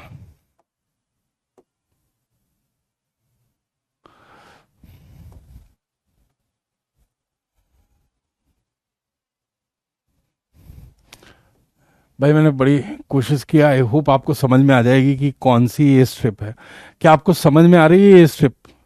क्या आपको समझ में आ रही है ये स्ट्रिप? इसमें लेकिन हर जगह वेरिएबल मैग्नेटिक फील्ड है। इस स्ट्रिप में हर जगह वेरिएबल मैग्नेटिक फील्ड है। तो यार डायरेक्टली कैसे निकाला जाए? तो हम क्या करेंगे, हम यहां आ जाएंगे at a distance of R, at a distance of R आ जाएंगे हम लोग, एंड यहां पे ये डी आर है, ठीक है। और वो स्ट्रिप अगर आप ध्यान से देखोगे यहां पे इस जगह देखिए, तो ये स्ट्रिप कुछ इस तरीके से रहेगी at a distance of are.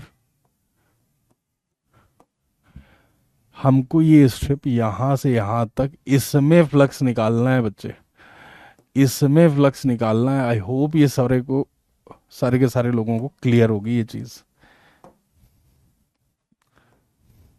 क्या ये कहानी समझ में आई? कर क्या रहे हैं हम लोग? कर क्या रहे हैं? हमें उस जगह फ्लक्स पता है तो ये तुरंत अब निकाला जा सकता है। डी फाई की वैल्यू जो बनेगी, डी फाई, डी फाई कितना आ रहा है आपका इस स्ट्रिप से? ये वाला फ्लक्स। ये ज्यादा आसान मेथड है। कैसे? तो हमें बी एट आर लिखना है, इस स्ट्रिप पे फील्ड लिखना है, इनटू इसका एरिया लिखना है। इसका एरिया है एल डी आर। तो जरा वैल्यू रख दीजिए एक बार, mu naught I by 2 pi R, and ये कितना है एल इंटू डी आर। तो जब मैं डी फाई से पाई निकालने जा रहा हूं, आप समझे, मैंने सारी लाइन ले ली है, इसमें मैंने सारी लाइन कंसिडर कर ली है, तो जितना है उसको बाहर ले लिए, mu naught I naught L by 2 pi, and ये कितना आने वाला है बच्चों? ये आने वाला है डी आर बाई आर।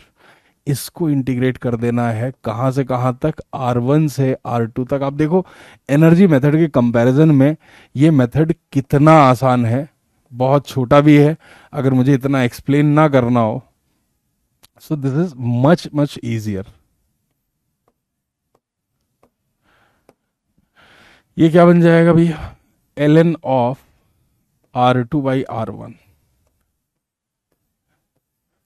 और ये आई नॉट मैंने यहां ले लिया। अब इसको अगर मैं pi is equal to l self into i naught से कंपेयर करूं, तो मुझे सेल्फ इंडक्टेंस पर यूनिट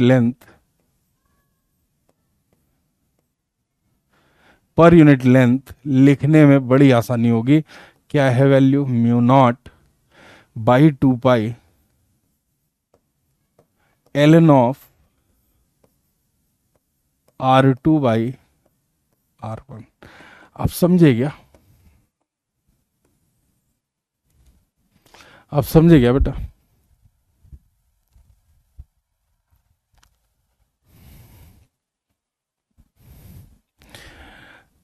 गुरुदेव आपकी वाइट शर्ट से वे भी लाइंस निकल रही हैं। अरे ये वाइट शर्ट नहीं है, ब्लू शर्ट है, पता नहीं ट्यूबलाइट की लाइट में ऐसा हो जा रहा है, ब्लू है ये।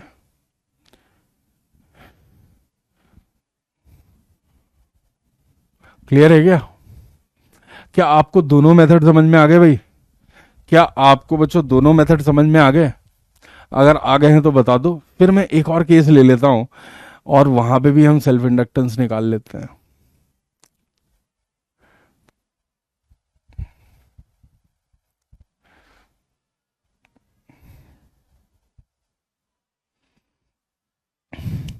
सर यहाँ के टेस्ट में बहुत मेहनत करके भी 150 160 नंबर आते, कहाँ के टेस्ट में? यहाँ के मतलब अपनी कक्षा के टेस्ट पे या कौन से टेस्ट में?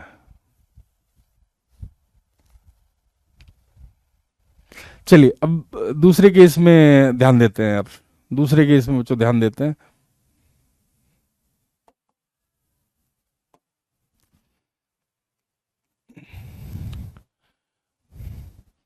करंट कैरिंग प्लेट्स,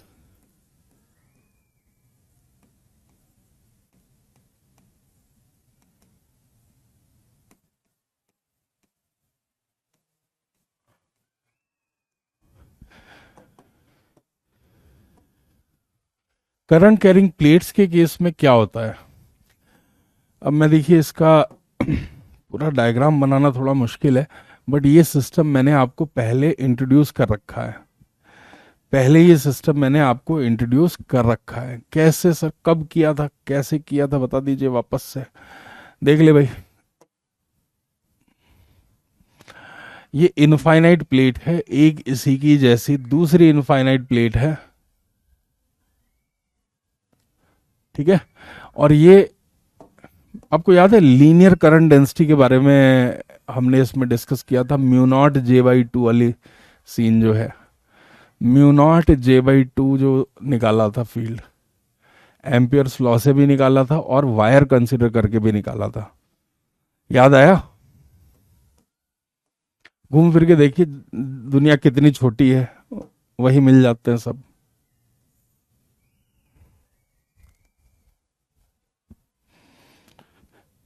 याद आ गया केस? तो एक केस में यहां पे करंट अंदर जा रहा है और इस केस में करंट बाहर जा रहा है। तो आई होप आपको क्लोज्ड लूप की एहसास भी हो गई होगी भाई, करंट डेंसिटी ऑफ जे और ये करंट डेंसिटी ऑफ जे। लेकिन कौन सा है, एम्पियर पर मीटर वाला है ये? कौन सा है ये, एम्पियर पर मीटर वाला बच्चों? बात समझे क्या?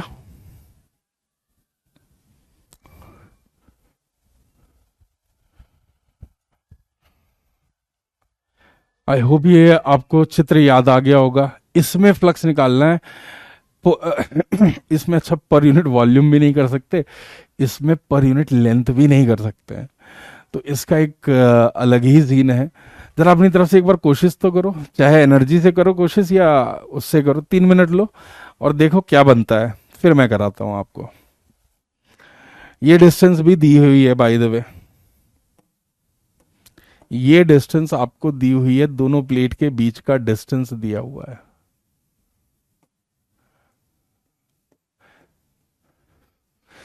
जरा ट्राई करके देखो। तो रोशन अपनी कक्षा के टेस्ट में अगर 150 160 ला पा रहा है ना, ठीक है। ये पेपर आसान नहीं है यार, तुमको देख के जान नहीं निकलती तुम्हारी पेपर करते टाइम, क्या पेपर करते टाइम तुम्हारी जान नहीं निकलती है कि यार प्राण सूख गए बिल्कुल।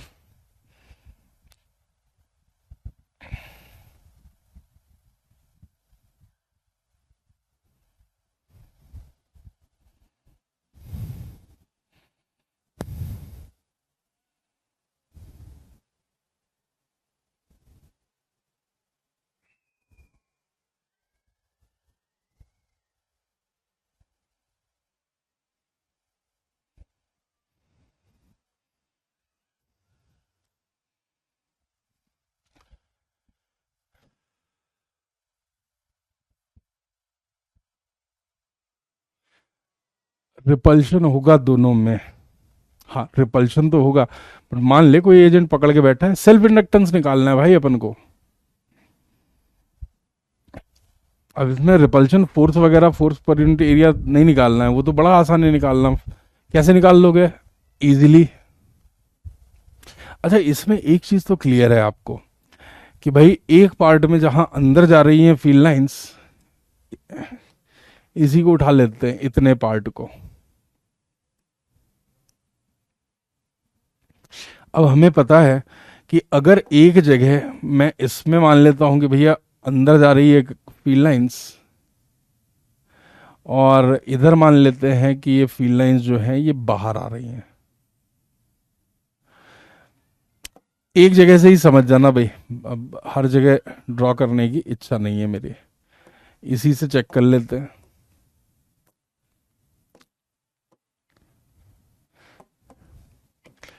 इस वाले पार्ट में अंदर है और इस वाले पार्ट में बाहर है। अब बहुत ध्यान से देखिए, इसकी वजह से मैं फील्ड लाइंस को लिखूंगा कैसे यार, एक कलर में लिख देते हैं, इसको येलो कलर से लिखूंगा मैं, और इसके फील्ड को मैं ग्रीन कलर से बनाऊंगा, और हमें नेट फील्ड पता लग जाएगा भाई। इसमें ऊपर की तरफ तो येलो कलर वाला जो फील्ड है वो यहाँ आएगा, उतना ही फील्ड नीचे होगा, और उतना ही फील्ड यहाँ नीचे होगा। आप देख लो, येलो वाले की वजह से ग्रीन वाला ऊपर की तरफ होगा। ये किया है ना पहले? अरे पहले कर चुके हैं भाई।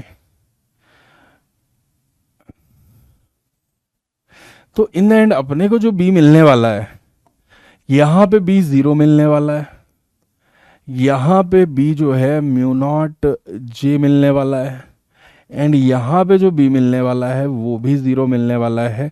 अगर आप फील्ड लाइंस के बारे में चर्चा करेंगे तो फील्ड लाइंस सब की सब जो है वो ऐसे ही जा रही होंगे, सारी की सारी फील्ड लाइंस जो है वो इस तरीके से जा रही होंगी इसमें से।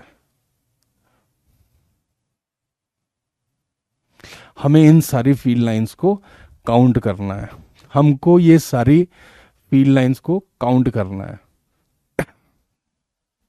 पहला फ्लक्स मेथड लगा लेते हैं।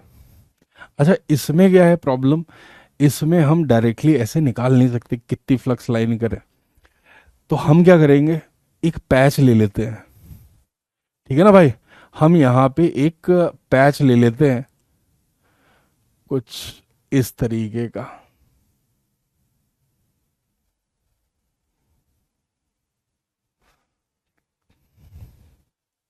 घुमा देंगे ताकि सेम सेम लगे। ठीक है ना, ऐसे कुछ ले लेते हैं भाई। ये एक्स नॉट है, अलोंग द लेंथ वाला जो है इसको हम वाई नॉट ले लेते हैं, और दूसरी जो साइड है इसको जेड नॉट ले लेते हैं। तो इस पैच के करस्पॉन्डिंग हम एनर्जी स्टोर निकालना चाह रहे हैं। फ्लक्स में भी यही करेंगे और इसमें भी यही करेंगे। यहां पे हमें समझ में आ रहा है कि भैया सारी की सारी लाइनें इस पार्ट से निकल जा रही हैं, तो मुझे अगर फ्लक्स वाले तरीके से करना होता तो मैं लूप कैसे बनाता, डॉटेड लाइन से दिखा दे रहा हूं, फिर मुझे लूप यहां इस तरीके की लेनी पड़ती। बताइए क्लियर है कि नहीं? इतने से ही निकल जा रही हैं और वाई नॉट लेंथ हो जाती, वो उतने से ही निकल रही हैं और वाई नॉट उसकी लेंथ हो जाती। भाई बताओ, अगर आपको समझ में आ रहा है। मेन चीज ना बच्चों को यहाँ फ्लक्स इमेजिन करने में आती है, इसीलिए जितने ज्यादा क्वेश्चन फ्लक्स से कर लोगे उतना ज्यादा अंडरस्टैंडिंग डेवलप होगा। एनर्जी से कैलकुलेशन थोड़ी सी बड़ी बनती है, लेकिन वो आसान होता है समझने में, वो आसान होता है देखने में। ठीक है ना, तो यहां हम क्या करेंगे, सिंपल सा है, इस पार्ट में से energy stored per unit volume निकालेंगे। चलिए पहले पार्ट का आंसर निकाल रहा हूं मैं, मेथड 1, एनर्जी मेथड।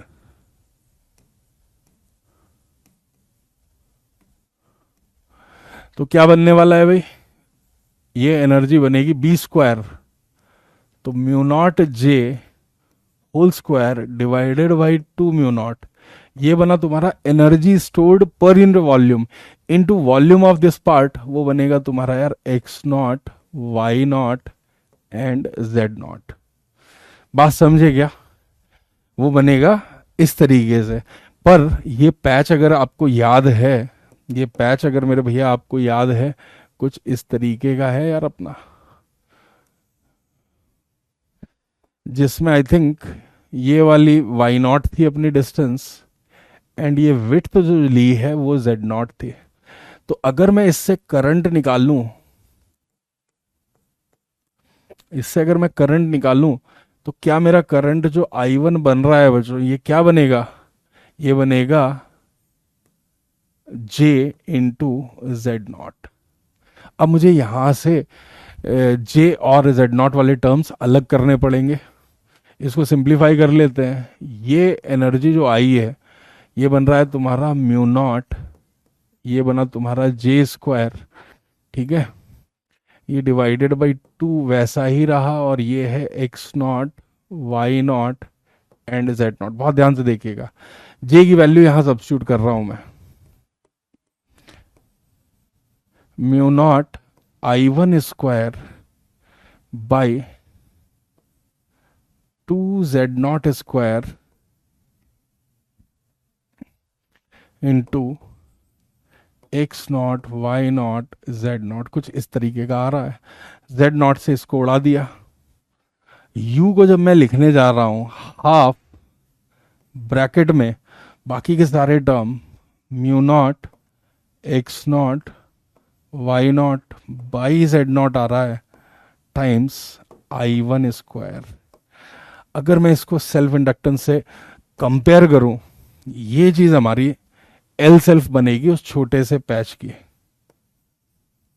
तो आपसे वो पैच दिखा देगा, बता देगा कि भाई इसमें बताओ तो कितना आ रहा है, mu naught x naught Y naught by Z naught. ये तुम्हारा सेल्फ इंडक्टेंस बनने वाला है उस पैच का, which is part of infinite plate. अब फ्लक्स मेथड से भी हमको यही वेरीफाई करना है यार। फ्लक्स मेथड से भी हमको यही मिलना चाहिए। मैंने आपको इस चित्र में दिखाया हुआ है कि भैया इसमें से कितना फ्लक्स निकल जाएगा, हमको ये निकाल लेना है ना। इसमें से कितना फ्लक्स निकल जाएगा आई थिंक यही कर लेंगे छोटी सी जगह में इसके करस्पॉन्डिंग। तो ये मेथड 2 कर दे, इसको मेथड 1 रखते हैं, फ्लक्स। थोड़ा सा इनको चिपका लेते हैं, ध्यान दीजिएगा। फ्लक्स मेथड से क्या मिलने वाला है भाई, हमें इसमें से ही निकालना है। और इसकी लेंथ इधर कितनी है, इसकी लेंथ ये वाली जो है ये वाई नॉट है, और इधर कुछ जेड नॉट आएगा, उसकी हमें ज़रूरत है नहीं उतनी, बट लिख लेते हैं। ये वाई नॉट है, ये जेड नॉट है। हमें यही सारी फील्ड लाइंस निकालनी है। तो क्रॉस सेक्शन एरिया जो बन रहा है तुम्हारा दोस्त, वो कितना बन रहा है, कुछ इस तरीके का बनेगा, कुछ ऐसा बन रहा होगा। इसमें से निकाल लिया, कितना बनेगा ये, पाई जो निकल के आ रहा है, मैग्नेटिक फील्ड पता है, mu naught J into area of cross section, ये जो बन रहा है ये बन रहा है एक्स नॉट वाई नॉट।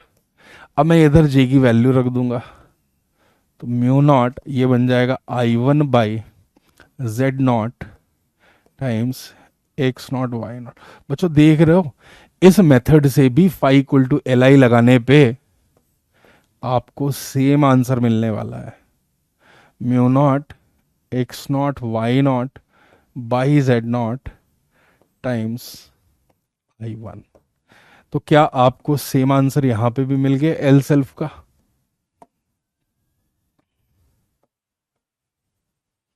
उस छोटे से पैच का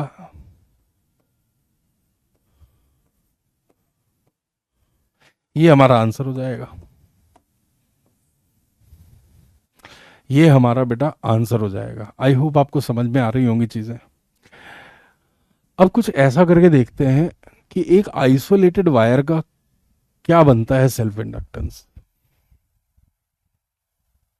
ठीक है, फ्लक्स ज़्यादा आसान है, बट आपको आइडिया होनी चाहिए कि यार हम किस तरीके से सारी की सारी फील्ड लाइंस को इंक्लूड कर सकते हैं, है ना। यहाँ तो बहुत सारी थी, तो हम एक साथ पूरे का नहीं निकाल सकते, तो छोटा सा हिस्सा ले लिया उस प्लेट का। सर बट आंसर तो एक्स नॉट वाई नॉट के टर्म में दे आर वेरिएबल, हमने अपनी तरफ से ले लिया है। मैंने क्या बोल रहा हूँ इतनी देर से डिराइव कराते टाइम, कि वो देंगे इस पैच को कि इसका निकालो।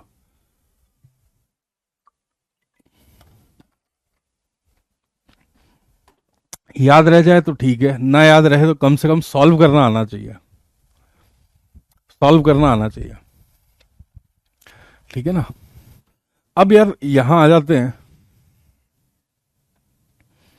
बताना क्या होगा इसमें।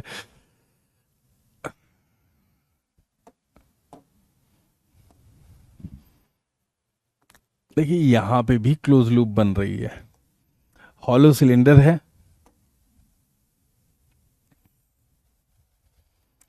हॉलो सिलेंडर है और उसके सेंटर पे एक इनफाइनाइट वायर रखा हुआ है, ठीक है। हॉलो सिलेंडर है और उसके सेंटर पे भी एक इनफाइनाइट वायर बच्चे रखा हुआ है। हमको उसी का सेल्फ इंडक्टेंस निकालना है इस सिस्टम का। मतलब पिछले प्रॉब्लम में मैं I1 को जीरो ले रहा हूं यार, यही तो है मेरा, और क्या डिफरेंस आया बताओ। लेकिन इसका आंसर एग्जिस्ट ही नहीं करेगा, इसका आंसर आप देखोगे एग्जिस्ट ही नहीं करेगा। आई होप आपको ऑलरेडी समझ में आ रहा होगा कि भाई सर इस ये पूरा सेम तो है। R1 को जीरो कर दो, उसमें पिछले वाले में वहां आता था ln ऑफ R2/R1।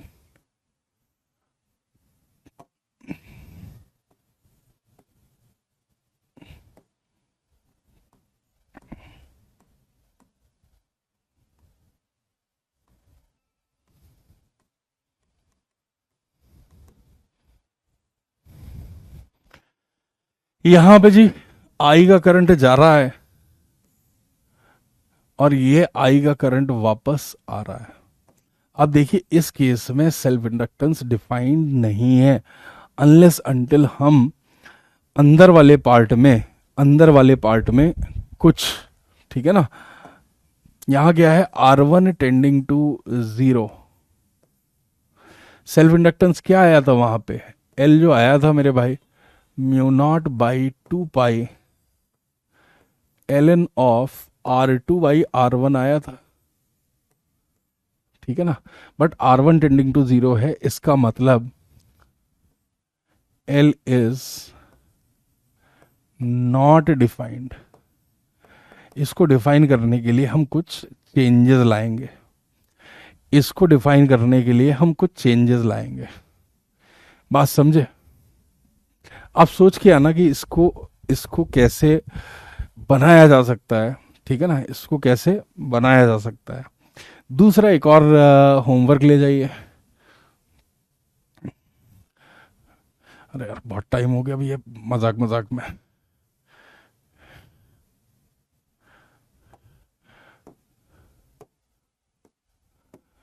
अब यहां सॉलिड सिलेंडर रख दे रहे हैं,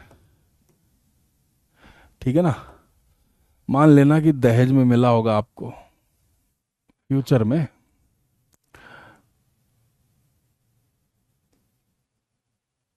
ये सॉलिड सिलेंडर रख दिया मैंने, R1 रेडियस का सॉलिड सिलेंडर है जी ये। मतलब इसके पूरे क्रॉस सेक्शन से वो करंट जा रहा है, इसके पूरे क्रॉस सेक्शन से करंट जा रहा है।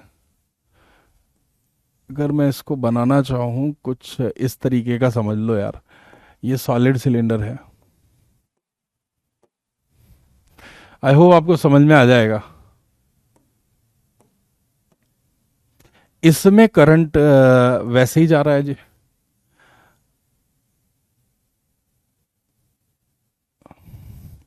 इसमें जो करंट है ये वैसे ही जा रहा है, बट पूरे क्रॉस सेक्शन से जा रहा है भाई करंट इसमें, आई का। आई यहां पे है और आई यहां पे है। आपसे पूछा जाएगा सेल्फ इंडक्टेंस इस सिस्टम का कितना होगा। वायर की जगह ये भैया सॉलिड सिलेंडर है, इसको ध्यान रख लीजिए।